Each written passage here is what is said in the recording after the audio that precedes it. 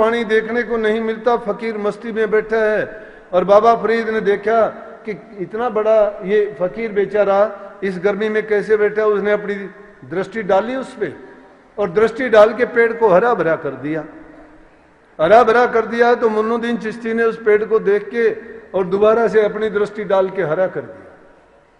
बाबा फरीद ने उसको फिर दोबारा से सुखा दिया, दोबारा से सूखे हुए को फिर हरा कर दिया, दोबारा हरा कर दिया। तो बाबा मुन्नुद्दीन चिश्ती शेख फरीद से कहने लगे कि अरे नौजवान भगत, क्या करता है तू, क्या चाहता है, तुझे कुदरत की कार्रवाई में दखल देने का क्या हक है, क्यों करता है तू ये उल्टी सीधी बातें।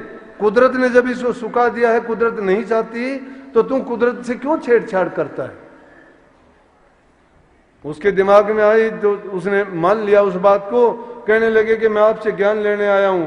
बोला कि तुम मेरे ज्ञान के काबिल नहीं है, तुम दिल्ली में जाओ। और दिल्ली में उस समय काकी था, बख्तियारुद्दीन चिश्ती काकी। और काकी उसने जाके देखता है फकीरों की कोई उम्र नहीं होती, फकीरों का कोई भेष नहीं होता, फकीरों की कोई जाति नहीं होती। अरे फकीरों के पास तो फकीरी शक्ति होती है, और शक्ति की कोई जात नहीं, कोई उम्र नहीं, कोई वक्त नहीं, कोई दिखावा नहीं। जब वहां पहुंचा तो देखता है कि वो काकी बच्चों के साथ खेल रहा है।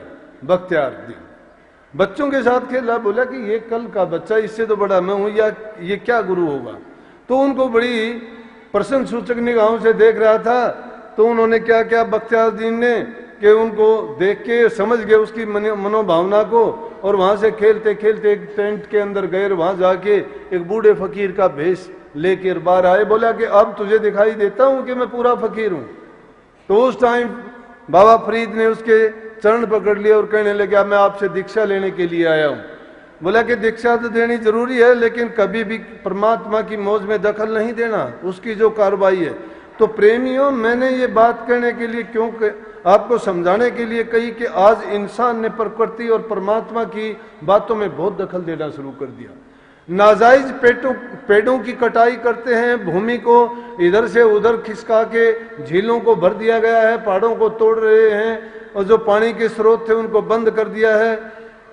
पेड़ों के अंधाधुंध कटाई से प्रदूषण फैलता जा रहा है। और आगे आने वाले समय में जो पेड़ हमारे इतने सहायक, जो हमारे जीवन से लेकर मरने तक हमारी हर प्रकार से मदद, हमारा खान पान, हमारा जीवन जिनके आश्रय चलता है, उसके साथ ही उनको हम बुरे ढंग से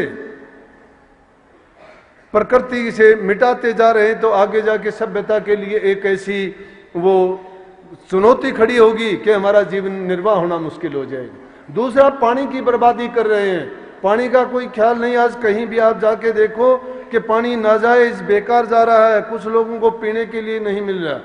मैं अमेरिका में गया, एक वहां शहर है अटलांटिक सिटी, और वो सारा का सारा ये प्रशांत महासागर के किनारे पे बसा हुआ है। तो उस होटल में जिसमें ठहरा, तो मैं जो ही बाथरूम में जाके देखा तो उस बाथरूम में लिखा हुआ था कि पानी बहुत बहुमूल्य है, उसको बर्बाद ना करो। मैं कहने लगा समुद्र के किनारे, और फिर पानी के लिए इन्होंने क्यों वार्निंग लिखी है। लेकिन वो बात बहुत सच्ची है।